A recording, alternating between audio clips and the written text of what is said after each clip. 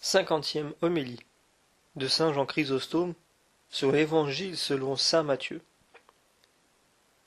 Dans cette homélie, nous allons voir que Jésus aimait la solitude et que la solitude est la mère de la tranquillité. Nous verrons que Pierre avait parmi les apôtres une primauté incontestée et que ce n'est pas seulement la frange du vêtement de Jésus-Christ que nous autres chrétiens nous pouvons toucher, c'est son corps même que nous sommes appelés à manger. Nous verrons avec quel respect nous devons approcher de la Sainte Communion et combien les présents que nous faisons à l'Église doivent être exempts d'avarice et qu'il faut préférer de faire l'aumône aux pauvres plutôt que d'offrir de magnifiques dons à Dieu. Quand il les eut renvoyés, il se rendit dans la montagne, à l'écart, pour prier. Le soir venu, il était là, seul. La barque était déjà à une bonne distance de la terre. Elle était battue par les vagues, car le vent était contraire. Vers la fin de la nuit, Jésus vint vers eux, en marchant sur la mer. En les voyant marcher sur la mer, les disciples furent bouleversés. Ils disaient « C'est un fantôme !» Et la peur leur fit pousser des cris. Mais aussitôt Jésus leur parla. « Confiance, c'est moi, n'ayez pas peur. » Pierre prit alors la parole. « Seigneur, si c'est bien toi, ordonne-moi de venir vers toi sur l'eau. » Jésus lui dit « Viens. » Pierre descendit de la barque et marcha sur les eaux pour aller vers Jésus. Mais, voyant qu'il y avait du vent, il eut peur, et comme il commença à enfoncer, il cria « Seigneur, sauve-moi !» Aussitôt, Jésus étendit la main, le saisit et lui dit « Homme de peu de foi, pourquoi as-tu douté ?» Et quand ils furent montés dans la barque, le vent tomba. Alors, ceux qui étaient dans la barque se prosternèrent devant lui, et ils lui dirent « Vraiment, tu es le Fils de Dieu. » Ayant traversé le lac, ils abordèrent à Génézareth. Les gens de cet endroit reconnurent Jésus. Ils firent avertir toute la région, et on lui amena tous les malades. Ils le suppliaient de leur laisser seulement toucher la frange de son manteau. Et tous ceux qui le touchèrent furent sauvés. Matthieu, chapitre 14, versets 23 à 36.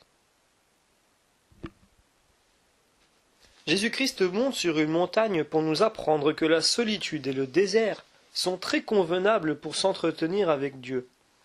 C'est pour ce sujet qu'il allait souvent dans les déserts et qu'il y passait les nuits en prière, pour nous exciter par son exemple à choisir les temps et les lieux les plus tranquilles pour prier sans distraction. Car la solitude est la mère du repos. Elle est comme un port qui nous met à couvert de toutes les agitations de l'esprit. C'est donc pour cette raison que Jésus-Christ monte ici sur une montagne. Mais ses disciples, cependant, sont agités au milieu des flots et subissent une nouvelle tempête, aussi rude que la première.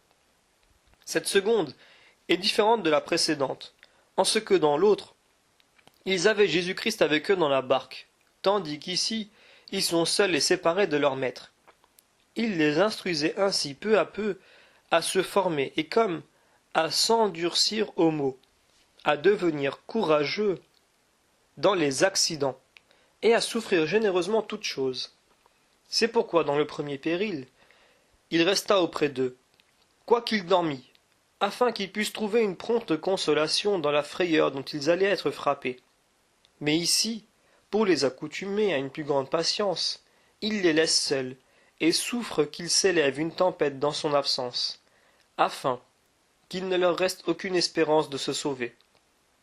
Il les laisse durant toute une nuit dans cet état, et il veut que ce long péril ouvre les yeux de leur cœur aveugle et qu'il les fasse sortir de leur assoupissement. Le temps et l'obscurité de la nuit, qui se joignait encore à la tempête, redoublaient leur crainte. Jésus-Christ voulait que cette double terreur fit qu'ils le désirassent plus ardemment et que ce péril demeurât mieux imprimé dans leur mémoire. C'est pour cette raison qu'il ne se presse point d'aller les secourir, et qu'il les laisse longtemps agités par les flots. Mais à la quatrième nuit, quatrième veille de la nuit, Jésus vint à eux marchant sur la mer. Verset 25. Il voulait ainsi leur apprendre à souffrir les maux avec patience, et à ne point demander d'en être sitôt délivrés. Lors donc qu'ils croyaient déjà être sortis de ce danger, ils tombent dans une appréhension nouvelle. Saint Matthieu écrit: Car le voyant ainsi marcher sur la mer, ils furent troublés, ils disent: C'est un fantôme. Et ils crièrent de frayeur. Verset 26. C'est la conduite ordinaire de Dieu. Lorsqu'il est prêt de nous délivrer de nos maux, il en fait naître d'autres encore plus terribles. C'est ce qui arrive ici. Après une tempête si effrayante, ils sont encore troublés par le fantôme qu'ils croient voir.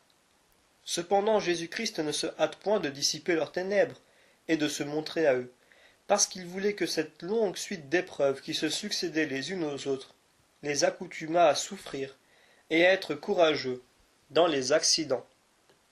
C'est ainsi qu'il traita Job. Ce fut lorsqu'il s'apprêtait à le délivrer de ses souffrances qu'il permit qu'il lui en arriva de plus sensible, non plus par la mort de ses enfants, ni par les plaintes de sa femme, mais par les reproches de ses domestiques et de ses plus intimes amis. Lorsqu'il se résolut de tirer Jacob d'une pénible servitude dans un pays étranger, il permit qu'il eût à craindre son beau-père qui le poursuivait et qui menaçait de le tuer. Lorsqu'il fut délivré de cette appréhension, il tomba dans une autre encore plus grande, que lui causa son propre frère par les honneurs qu'il voulut lui rendre. Comme les épreuves ne peuvent être tous ensemble, et longues et violentes, quand Dieu voit que les justes sont sur le point de sortir victorieux du combat, c'est alors qu'il permet qu'il leur arrive un exercice plus pénible, afin qu'ils en reçoivent une plus grande récompense. Il traita de même Abraham, et il réserva pour la dernière épreuve de sa foi le commandement de lui sacrifier son fils. Car c'est ainsi, mes frères, que les maux les plus insupportables nous deviennent aisés à supporter, lorsque nous en voyons presque aussitôt la fin, que nous en ressentons le poids. C'est de cette manière que Jésus-Christ se conduit ici envers ses apôtres.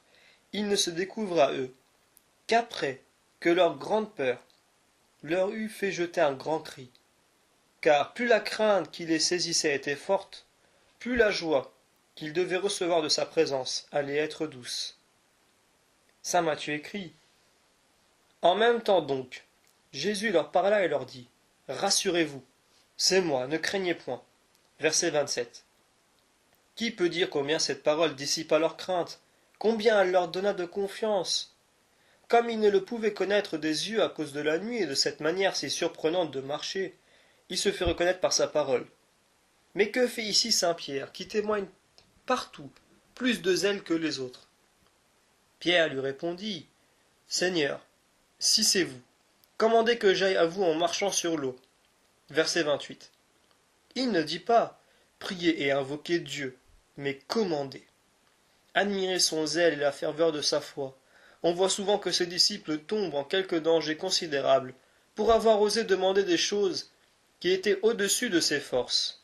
S'il en demande ici une si grande, ce n'est que par la violence de son amour, et non par un mouvement de vanité. C'est pourquoi il ne dit pas: Commandez que je marche sur les eaux, mais que j'aille à vous. Car personne n'aimait autant Jésus-Christ que lui. Il fit la même chose après la résurrection du Sauveur. Ce fut une voie trop lente pour son amour d'aller trouver Jésus-Christ dans une barque avec les autres. Il se jeta promptement dans l'eau pour aller plus vite retrouver son maître. Il signala en cette rencontre non seulement sa charité, mais sa foi. Il crut que Jésus-Christ pouvait non seulement marcher lui-même sur les eaux, mais y faire aussi marcher les autres. Et comme il souhaitait avec passion de s'approcher de Jésus, Jésus lui dit: Venez. Et Pierre, descendant de la barque, marchait sur l'eau pour venir à Jésus. Mais voyant le grand vent, il eut peur. Et comme il commençait à enfoncer dans l'eau, il s'écria en disant: Seigneur, sauvez-moi. Et aussitôt, Jésus, étendant la main, le prit et lui dit: Homme de peu de foi, pourquoi avez-vous douté? Verset 34. Ce miracle, mes frères, est plus grand que celui de la première tempête. C'est pour ce sujet que Dieu le fait le dernier. Il avait montré dans la première qu'il commandait à la mer. Mais il fait voir ici un prodige bien plus surprenant. Il s'était contenté alors de se faire obéir des vents. Mais il marche ici sur les eaux, et il y fait marcher les autres. S'il eût d'abord engagé Saint-Pierre à marcher ainsi sur la mer, il eût refusé de le faire, parce que sa foi n'était pas encore assez grande. Mais pourquoi Jésus-Christ lui accorde-t-il cette permission? Parce que, s'il lui eût dit « Non, tu ne le peux », ce disciple qui était très ardent aurait peut-être persisté à le vouloir. Il aime mieux lui laisser apprendre par sa propre expérience que cela était au-dessus de lui, afin qu'à l'avenir, il apprît à être plus sage. Il ne peut donc se tenir. Il se jette, la barque dans l'eau, mais il est bientôt en danger d'être submergé, car il eut peur, et cette peur, qui venait de la violence du vent, fut la cause de son naufrage. Saint Jean marque qu'ils le voulurent prendre dans leur barque, et que la barque se trouva aussitôt au lieu où ils allaient. Descendu de la barque, Pierre vint à Jésus, plus joyeux de retrouver son maître que de marcher sur l'eau. Après avoir fait ce qu'il était plus difficile, il s'arrête à ce qui était plus aisé. La mer ne l'étonnait pas, lorsqu'il marchait sur elle, et un peu de vent l'épouvante. Tel est l'homme. Souvent, après avoir surmonté les plus grandes tentations, il tombe dans les plus petites. Témoigne Élie à l'égard de Jézabel, Moïse à l'égard de l'Égyptien et David à l'égard de Bethsabée. On peut y joindre aussi saint Pierre, lorsqu'il a l'esprit encore saisi de frayeur à cause de la tempête. Il ne craint point de se jeter à la mer, et il ne peut ensuite résister à la crainte que lui cause un peu de vent, et cela lorsqu'il était déjà si proche de Jésus-Christ. Ainsi, il ne nous sert de rien d'être proche du Sauveur si la foi ne nous approche de lui. Cet accident montre enfin la différence du maître et du disciple qui semblaient marcher tous deux également sur les eaux, et donna quelque consolation aux autres apôtres qui pouvaient en être jaloux. Car il ne faut pas douter que s'ils témoignèrent de l'aigreur contre les deux frères, ils n'en ressentissent ici beaucoup plus contre saint Pierre. Comme ils n'étaient pas encore fortifiés par le Saint-Esprit, ils étaient assez susceptibles de ces mouvements. Mais après qu'ils eurent reçu cette grâce, on ne vit plus rien de semblable en eux. On voit au contraire partout qu'ils cèdent volontairement la primauté à saint Pierre, et qu'ils lui donnent toujours le premier rang dans leur assemblée, quoiqu'il parût être plus grossier que les autres. D'où vient qu'en cette rencontre, Jésus-Christ ne commanda pas au vent de ne plus souffler, mais qu'il étendit la main pour prendre saint Pierre? C'est à cause du peu de foi de cet apôtre. Quand nous cessons de faire ce qui dépend de nous, Dieu cesse aussi de nous aider. Jésus-Christ donc, voulant montrer que ce n'était point l'impétuosité du vent, mais le peu de foi de cet apôtre qui lui causait cet accident, lui dit « Homme de peu de foi, pourquoi avez-vous douté ?» Si la foi ne fut point affaiblie, il eût aisément résisté au vent. C'est pourquoi Jésus-Christ, en le prenant par la main, laissa encore souffler le vent dans toute sa violence, pour lui faire mieux reconnaître que tous les vents ne pourraient lui nuire, lorsque sa foi serait terne. Tel qu'un jeune oiseau qui, pour être sorti du nid avant le temps, est en danger de tomber, et que sa mère rapporte au nid sur ses ailes, tel saint Pierre est ramassé dans la barque par Jésus-Christ, son divin maître. Saint Matthieu écrit « Et étant monté dans la barque, le vent cessa. » Verset 32. Ils dirent, après le calme de la première tempête, « Quel est cet homme à qui les vents et la mer obéissent ?» En Matthieu chapitre 8, verset 27. Mais il n'en est pas de même ici. Alors, ceux qui étaient dans la barque s'approchant de lui, l'adorèrent en lui disant « Vous êtes vraiment le Fils de Dieu. » Verset 33. Vous voyez, mes frères, comment Jésus-Christ élève insensiblement ses disciples et les fait croître en vertu, car leur foi s'était beaucoup augmentée lorsqu'ils virent Jésus-Christ marcher sur les eaux, commander à saint Pierre d'y marcher lui-même, et le sauver du danger où il se trouva. Il commanda avec empire à la mer de se calmer dans la première tempête. Il ne le fait pas ici, mais il agit bien plus divinement, en faisant sentir à cet élément une puissance invisible. C'est pourquoi ils lui dirent « Vous êtes vraiment le Fils de Dieu. » Que fait Jésus-Christ à cette parole, mes frères? Reprend-il ses apôtres de l'avoir dite? Il fait tout le contraire et confirme ce que ses disciples venaient de dire, par une multitude innombrable de guérisons miraculeuses qu'il fit sur tous les malades, qui se présentèrent à lui. Saint Matthieu écrit, et ayant passé l'eau, ils vinrent en la terre de Génézareth. Verset 34. Ce que les hommes de ce lieu ayant su, ils envoyèrent dans tout le pays, d'alentour, et lui présentèrent tous les malades. Et ils le priaient de les laisser seulement toucher le bord de sa robe, et tous ceux qui le touchèrent furent guéris. Versets 35 et 36. La foi de ce peuple croît visiblement. Ils ne s'empressent plus comme auparavant de faire venir Jésus-Christ dans leur maison, ou de toucher leurs malades de sa main, ou de commander de sa bouche aux maladies de se dissiper. Ils commençaient à s'élever au-dessus de ces basses pensées, et à témoigner plus de foi dans les guérisons qu'ils demandaient. C'est sans doute la femme malade, d'une perte de sang, qui les avait excités par l'exemple d'une foi si ferme. L'évangéliste, pour montrer qu'il y avait longtemps qu'il était absent de ces contrées, dit que les hommes de ce lieu, ayant su qu'il était venu, envoyèrent dans tout le pays d'alentour et lui présentèrent tous les malades.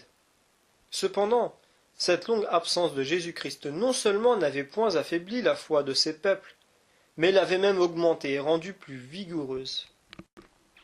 Allons donc, mes frères, toucher aussi nous-mêmes la frange du vêtement de Jésus-Christ, ou plutôt, si nous le voulons, allons posséder Jésus-Christ au tout entier, car nous avons maintenant son corps entre nos mains.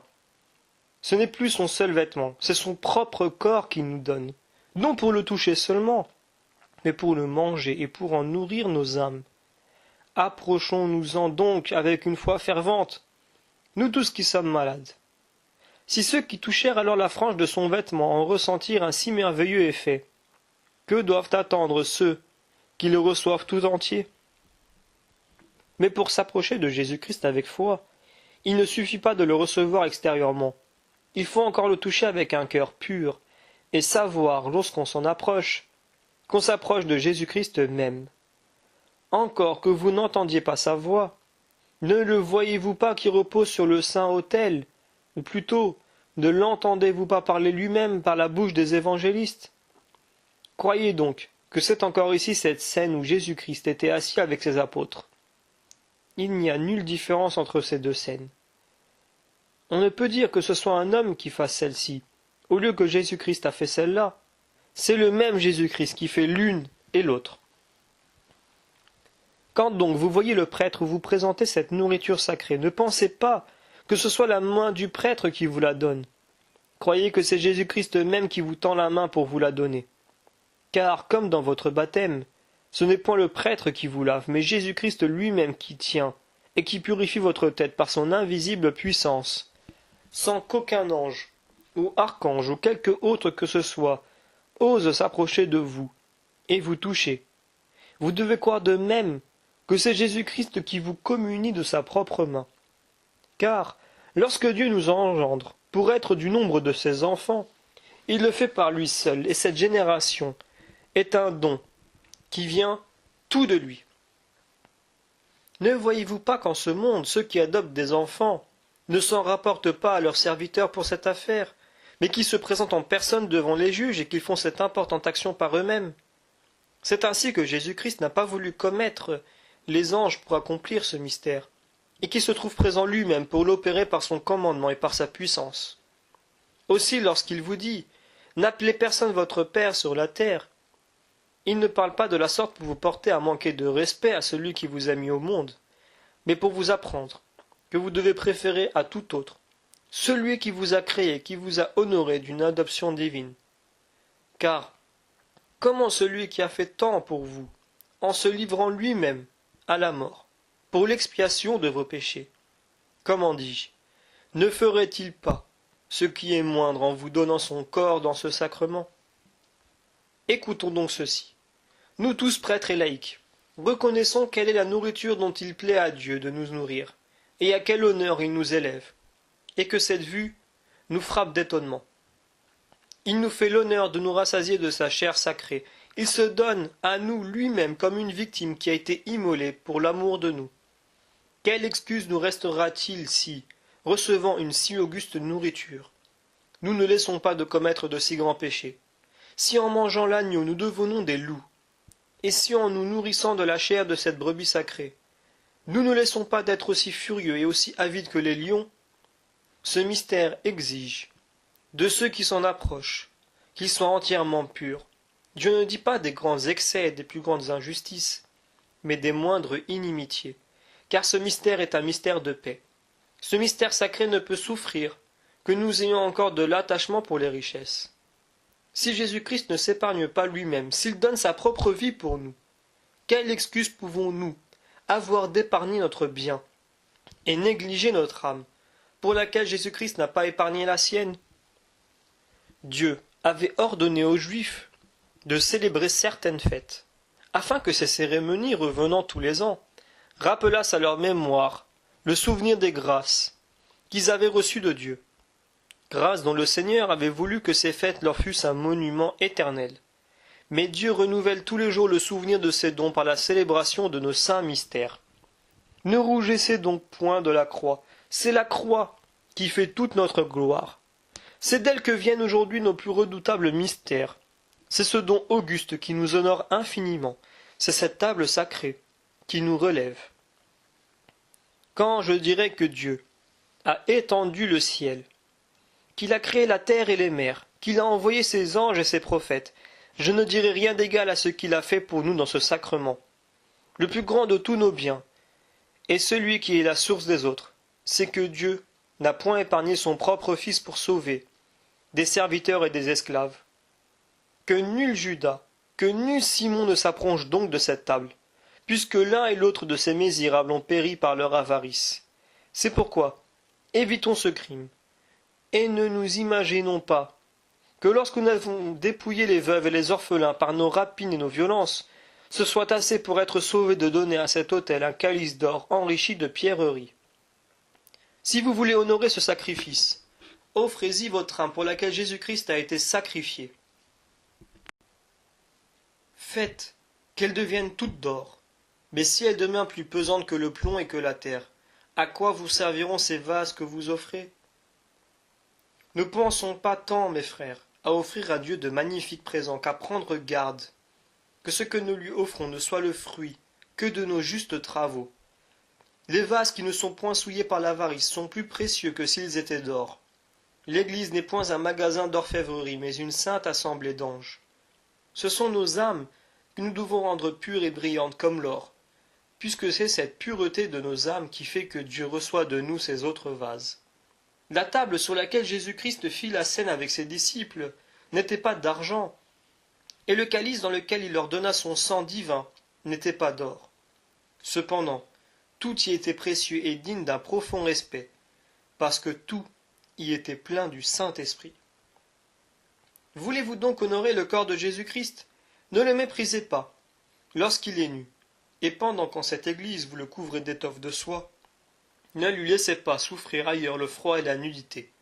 Car celui qui a dit « Ceci est mon corps », et qui a produit cet effet par la vertu de sa parole, a dit aussi « Vous m'avez vu souffrir la faim, et vous ne m'avez pas donné à manger. » Car, quand vous l'avez refusé à quelques-uns de ces petits, c'est à moi-même que vous l'avez refusé.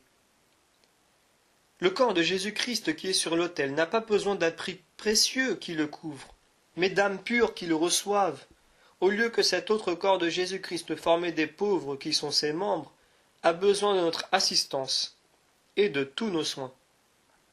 Apprenons donc, mes frères, à traiter sagement de si grands mystères, et honorons Jésus-Christ comme il veut être honoré de nous. Le culte le plus agréable que nous puissions rendre à celui que nous voulons honorer, c'est le culte qu'il choisit lui-même et qu'il aime, et non celui que nous choisissons.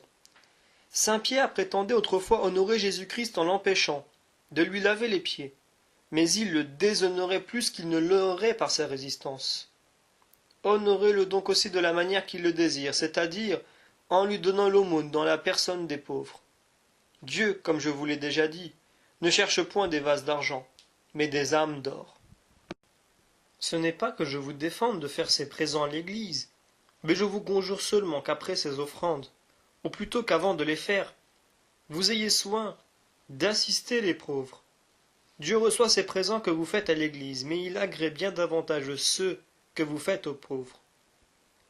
Puisqu'à l'égard des premiers, il n'y a que celui qui les fait qui en tire de l'avantage, au lieu que dans les autres. Celui même qui les reçoit en tire aussi du secours. On peut croire que dans les premiers que nous recherchons notre gloire, mais les seconds ne sont que les fruits de notre compassion et de notre amour. Quel avantage peut recevoir Jésus-Christ de voir ici sa table couverte de vases d'or, pendant qu'il meurt de faim dans la personne des pauvres? Commencez par le soulager dans sa faim, et s'il vous reste quelque argent, ornez ensuite son autel. Vous lui faites présent d'une coupe d'or, et vous lui refusez un verre d'eau froide. Que lui sert d'avoir ici de magnifiques voiles, et de n'avoir pas les vêtements les plus nécessaires dans ses membres? Croyez-vous que lorsque vous négligez un pauvre qui meurt de faim, et que vous allez couvrir l'autel de Jésus-Christ d'or et d'argent, il vous est obligation de cet or, et que plutôt il ne s'en irrite pas? Croyez-vous que lorsque vous ne mettez pas en peine de revêtir un pauvre qui meurt de froid, et que vous rapportez ici des colonnes d'or, en disant que vous le faites pour sa gloire, il regarde ces richesses comme un honneur que vous lui rendez, et non pas plutôt comme une sanglante raillerie, et comme le dernier de tous les outrages? Croyez donc que c'est là le jugement que Jésus-Christ porte de vous, lorsque vous parez son autel, et que vous négligez d'assister les pauvres. Il est pauvre et étranger, il va de porte en porte demander de quoi vivre, et vous le méprisez dans cet état pour orner le pavé d'une église et d'une chapelle, pour en revêtir richement les murailles, pour en dorer des pilastres et des colonnes, pour faire briller des lampes d'argent. À quoi lui sert toute cette magnificence lorsque vous le laissez gémir dans une prison, sans même aller le visiter? Je vous prie encore une fois de croire que je ne vous dis point ceci pour vous défendre. Ces présents que vous faites à l'Église, je ne vous dis que pour vous exhorter de les accompagner de vos aumônes, ou plutôt de ne les faire qu'après vos aumônes. Dieu n'a condamné personne pour n'avoir pas enrichi nos temples de ces ornements superbes, mais il menace ceux qui ne feront point l'aumône des supplices de l'enfer. Lors donc que vous ornez vos temples, ne méprisez pas les pauvres, qui sont des temples bien plus excellents. Les rois et les princes infidèles, les tyrans et les voleurs peuvent piller ces premiers, mais le diable même ne peut vous faire perdre ce que vous donnez aux pauvres. Cet argent est pour vous en sûreté, et il est en dépôt dans un lieu où rien ne pourra lui nuire. Que dit Jésus-Christ lui-même? Vous aurez toujours des pauvres avec vous, mais vous ne m'aurez pas toujours. Matthieu chapitre 26 verset 12. C'est ce qui me porte à vous dire que nous devons avoir un soin particulier de faire ici l'aumône à Jésus-Christ, parce que nous ne l'aurons pas toujours en cette qualité de pauvre, mais seulement pendant cette vie. Si vous voulez, en passant, savoir le sens de cette parole, le voici. Il n'adresse pas ces paroles à ses disciples, quoiqu'il semble le faire, mais il les dit à cause de la faiblesse de cette femme, qui venait de répandre un parfum sur sa tête. Comme elle était encore imparfaite et qu'elle voyait les disciples murmurer contre elle, Jésus-Christ dit cette parole pour l'empêcher de se troubler, et comme pour la consoler. C'est pourquoi il dit « Pourquoi inquiétez-vous cette femme ?» Il montre assez dans un autre endroit que nous l'aurons toujours avec nous lorsqu'il dit « Je serai avec vous jusqu'à la consommation du siècle ». Ce qui fait tous les jours voir que si Jésus-Christ parlait ici autrement, c'était pour empêcher que la foi naissante de cette femme ne fût traitée trop rudement par les apôtres, et qu'elle ne séchât presque aussitôt qu'elle commença à germer. N'abusons donc point de cette parole qui fut dite pour le sujet que je vous indique. Lisons plutôt l'un et l'autre testament. Voyons ce qui est ordonné à toutes les pages touchant l'aumône, et faisons-la, à l'avenir, avec autant de soin que l'Écriture nous y exhorte. Ce sera ainsi que nous nous purifierons de nos péchés. Donnez l'aumône, dit Jésus-Christ, et tout vous sera pur. Luc chapitre 13. L'aumône est plus grande même que le sacrifice. Dieu le dit lui-même. Je veux l'aumône, et non le sacrifice. Matthieu chapitre 9. L'aumône nous ouvre les cieux. Vos prières et vos aumônes, dit l'ange à Corneille, sont montées en la présence de Dieu. Actes chapitre 10. L'aumône est une vertu plus nécessaire que la virginité. Nous en voyons une preuve dans les 10 vierges, dont les unes furent bannies de la chambre de l'époux. parce qu'elles n'avaient pas fait l'aumône, et les autres y entrèrent, parce que l'huile de la compassion et de la miséricorde n'avait point marqué dans leur cœur. Considérons ceci, mes frères, et semons nos biens sur les pauvres avec abondance, afin de moissonner avec fruit les biens éternels qui nous sont promis, par la grâce et par la miséricorde de notre Seigneur Jésus-Christ, à qui est la gloire, dans tous les siècles des siècles. Amen.